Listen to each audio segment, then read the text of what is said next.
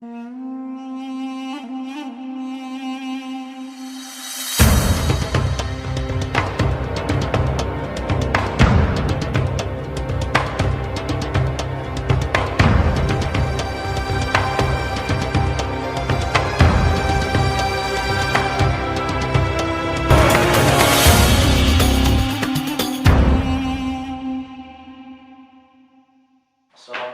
warahmatullahi wabarakatuh. Innal hamdalillah shalli wa sallim ala Rasulillah. Asyhadu an la ilaha illallah wahdahu la syarika lah. Iyyahu na'budu wa iyyahu nasta'in. Wa asyhadu anna sayyidana Muhammadan abduhu wa rasuluh. Alladzi khataman nabiyyin.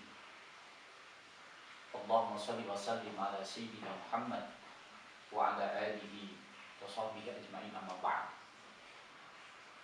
Segala puji bagi Allah dan Tuhan seluruh sekalian alam, yang mana semua makhluk tunduk patuh terhadap ketentuan dan hukum-hukum Allah. Shalawat beserta salam semoga selalu tercurah limpahkan kepada junjungan kita Nabi besar kita Muhammad sallallahu alaihi wasallam. Hadirin ikhwah fillah, pada pertemuan episode pertama kali ini insyaallah kita akan menyampaikan terkait dengan ma'rifatullah. Karena ilmu yang wajib dipelajari oleh manusia hanya ada 3. Yang pertama adalah ilmu tauhid, yang kedua ilmu fikih, yang ketiga adalah ilmu tasawuf. Ulama mengibaratkan tauhid ini ibarat tanah, ilmu fikih ini ibarat tanaman, dan tasawuf ibarat pagar. Yang pertama adalah ilmu tauhid, ilmu kalam, ilmu usuluddin, atau dengan istilah ma'rifat. Karena kewajiban manusia hidup di dunia ini sebagai khalifatul fil ard adalah hanya beribadah kepada Allah. Sebagaimana firman Allah, wa ma khalaqtul jinna wal insa illa liya'budun. Terkait ma'rifat ialah mengenal atau mengetahui. Sebab ketika kita beribadah kepada Allah, terlebih dahulu harus mengetahui siapa ma'bud. Sebagaimana Imam Ibnu Ruslan di dalam kitab Zubat menyampaikan, awal wajibin alal insani ma'rifatul ilahi istiqamah. Kewajiban yang pertama kepada manusia itu adalah mengetahui Allah dengan seyakin-yakinnya. Bahkan ada hadis yang disampaikan oleh Rasulullah SAW kepada Abu Dhar. Ya Abu Dhar, u'budillaha ka'annaka tarah, fa in kunta la tarah fa innahu yarah. Artinya, hei Abu Dhar, sembahlah Allah seolah-olah engkau melihat kepadanya. Bila engkau tidak melihat Allah, maka yakinkan dalam hati bahwa Allah melihat engkau. Ini hadis. Bahkan pada zaman Khalifah Umar bin Khattab radhiyallahu anhu, ada seorang pengembala yang mengembalakan kambing yang beratus-ratus. Banyak sekali. Sayyidina Umar bin Khattab pada waktu itu beliau tertegun terhadap kasih sayang, kerajinan yang dilakukan oleh si pengembala tadi. Nah, melihat si pengembala itu bertanggung jawab dengan penuh, akhirnya suatu hari Sayyidina Umar beliau mendatangi si pengembala tadi dengan menyamar sebagai manusia biasa. Dan Sayyidina Umar memanggil si pengembala tadi, hei fulan, aku sangat tertarik pada kambing-kambingmu. Bolehkah aku membeli satu saja? Apa gerangan? Kata si pengembala tadi, jangan tuan, ini bukan kambing saya, namun punya majikan saya. Jawab si pengembala tadi. Ah, kata si Luqman, kalau dijual 1 ekor saja tentu majikanmu tidak akan tahu. Dengan cepat tetapi tegas dan tepat disambutnya oleh si pengembala tadi. Apa jawabannya? Ainallah. Hei pulang, kata si pengembala tadi. Kalau begitu, di mana Allah? Serasa disambar petir, telinga Sayyidina Umar kala itu terpesona dan daya takwa dari pengembala si pengembala kambing itu. Beliau mengerti bahwa kalau majikannya nggak tahu, pasti Allah menyaksikan apa yang dilaksanakan manusia sekalipun.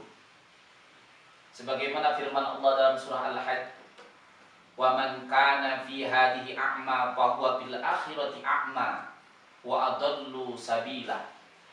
Bahkan hadis qudsi menyampaikan, Rasulullah SAW menyampaikan, "Man arafa nafsah faqad arafa rabbah." Barang siapa yang mengetahui siapa dirinya, maka dia akan mengetahui siapa Rabb-nya.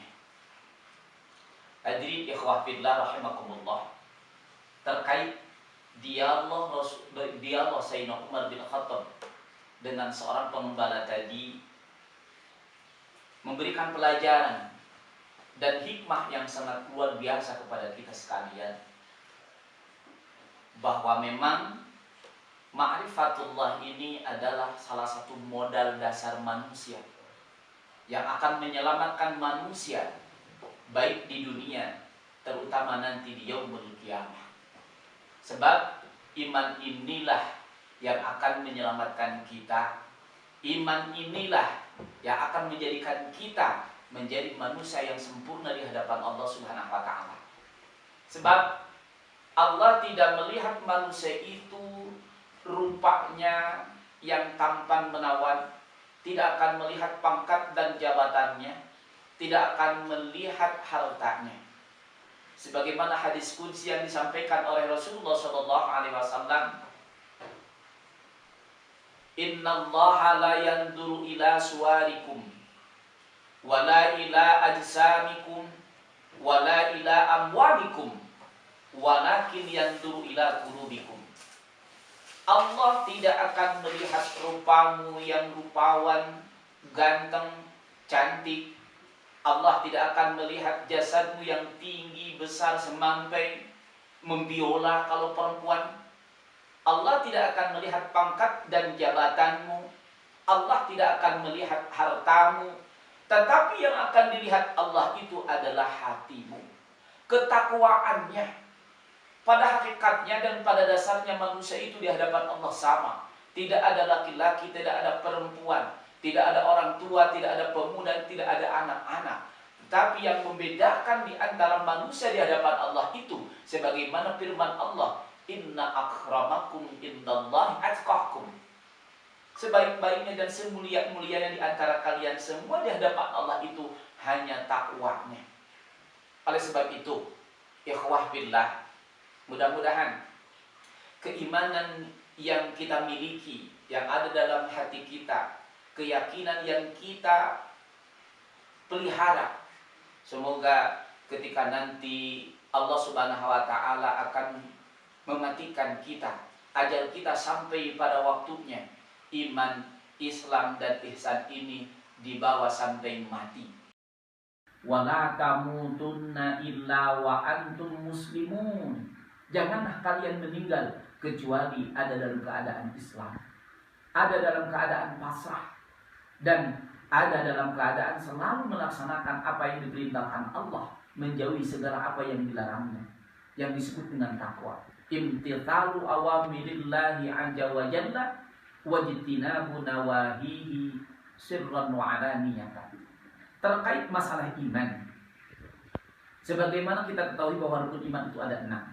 Dan rukun iman yang pertama adalah iman kepada Allah. Iman menurut ulama usuluddin terbagi menjadi 2. Ada iman secara tafsir, ada iman secara ijma'. Iman secara tafsir yaitu terperinci, seperti kita iman kepada Allah. Secara tafsir kita wajib mengiktikadkan, bahkan sampai mema'rifatkan bahwa Allah mempunyai sifat yang wajib yang disebut aqaidul iman, aqaidul uluhiyah, aqaidul rububiyah yang 21 dan mustahil 21, jaiznya 1.